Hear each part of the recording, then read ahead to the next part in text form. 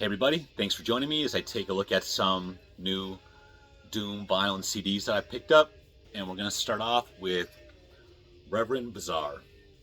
Reverend Bizarre were a Finnish Doom band that formed in 1995 and would break up in 2007 following the release of their third and final full-length album.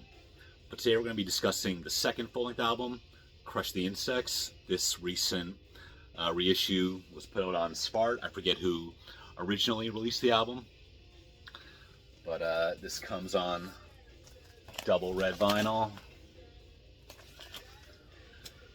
with a pretty cool booklet here, lyrics, pictures. That's a pretty legendary picture of the band right there. One thing I liked about Reverend Bizarre is that, you know, they're very serious, but also with a little bit of humor thrown in there, which can also be seen in the gatefold cover and some of the pictures in there. Yeah, I picked this up at the new record store in town, Wrong Way Records in Newmarket, and they have a pretty good selection of doom metal. I haven't really been buying much doom metal over the last several years, so I can see myself getting back into it. But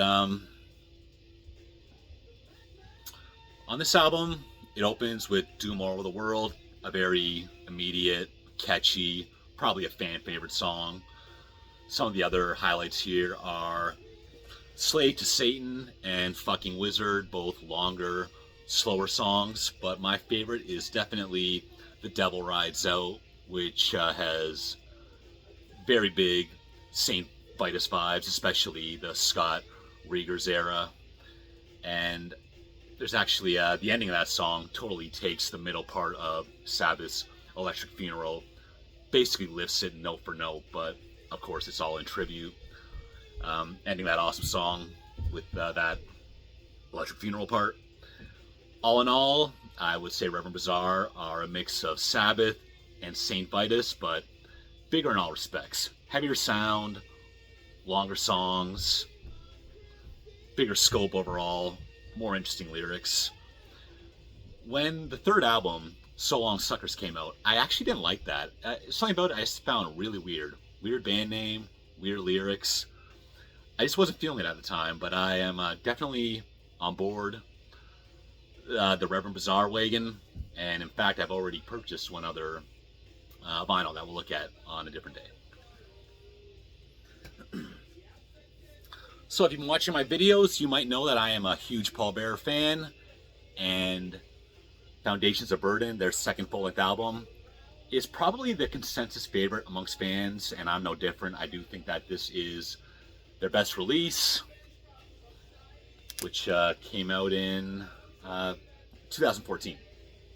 So the reason why I'm discussing that is that recently in, well, 2026 now, late 2025, the album was re-released, remixed, remastered, and presented with new artwork that is definitely influenced by the artwork of the original.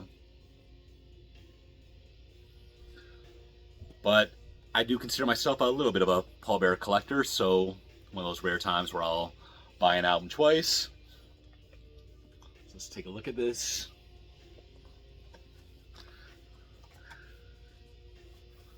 I think the two rare, not rare, but the two special colors were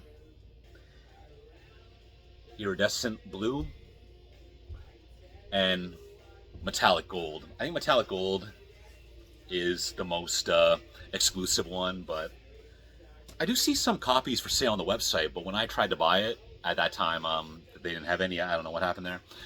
But in any case, this is also put out on Profound Lore Records. And the new sound, what do I think about it? It's definitely a noticeable difference. Is it like any better or worse? I mean, at the end of the day, I think most fans are going to gravitate towards the way they first heard the album, the way they know it.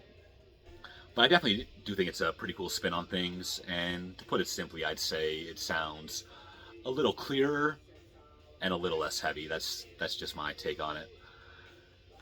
But looking at these songs, I mean, Worlds Apart, one of the best songs ever, if you ask me. Same goes for The Ghost I Used to Be, Foundations, and Watch Her in the Dark. Second tier on the album, but I still consider these 10 out of 10 songs. Ashes, more of an interlude, but it's pretty perfect the way it is. Vanished. Again, I give this album 10 out of 10. Vanished is my least favorite song on here, the closer. Oh yeah, and before I continue on, I mentioned that I bought tickets to the Prepare the Ground Fest in Toronto in May 2026. And Pallbearer are one of the headlining bands, and they will be performing Foundations of Burden in its entirety, probably to coincide with this new re-release. Okay, and not going too far away, we're going to look at label mates, Stygian Bow, and their second album, Volume 2. So again, this is also released on Profound Lore, and it is a collaboration between the doom band Bellwitch and the neo-folk project Aerial Ruin. So let's kind of look back about 4 or 5 years. Stygian Bow Volume 1 was released, also on Profound Lore. I really dug that. I can't say I've listened to it lately for a better comparison between the two, but I mean, overall, I think Stygian Bow does remind me quite a bit of Bellwitch, naturally, but less heavy and oppressive, more variety, more guitars, and more vocals. Those are the main differentiating qualities. But when you compare the two albums, I would say both those qualities, being the guitars and the vocals, I think the presence are even more noticeable on the second volume. So we got 4 long songs here. The opener, Waves Became the Sky, probably my favorite song, and it does remind me quite a bit of Pallbearer. King of the Wood has a little bit of a kind of a heavy shoegaze influence I detect in there. The third song, From Dominion, definitely has the neo-folk of Aerial Ruin taking more of a front and center position.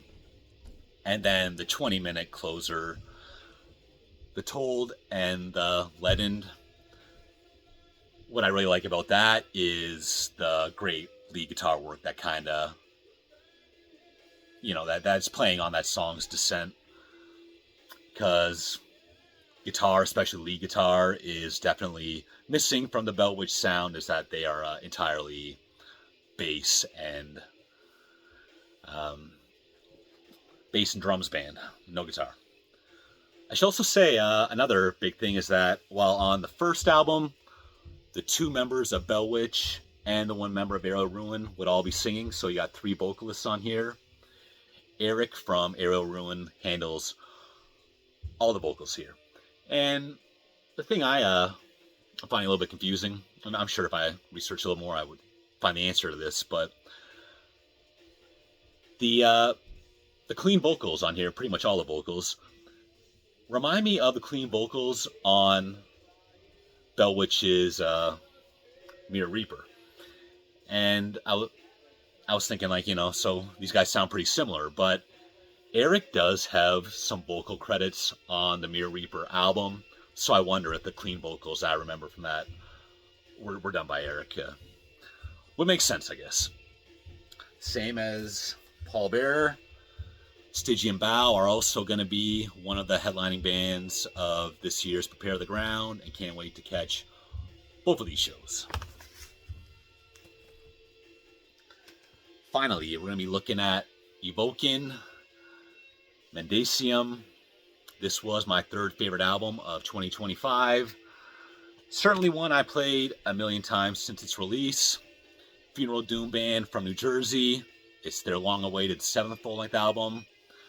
Their first since 2018's Hypnagogia. And I spent a couple minutes discussing them on my year-end video, so I will make it brief, but generally speaking, I find that Funeral Doom needs little unique accents to and elements to make the songs special and unique. And much like Skepticism, evoking our masters of that, just taking a look at my 3 favorite songs here. The opener, Matines.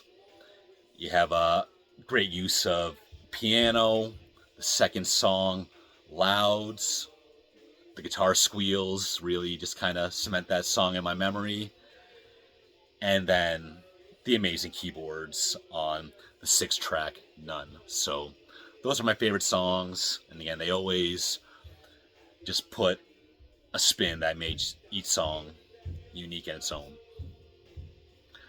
So again, one of the best albums of 2025. Thanks for watching, and I'll see you next time.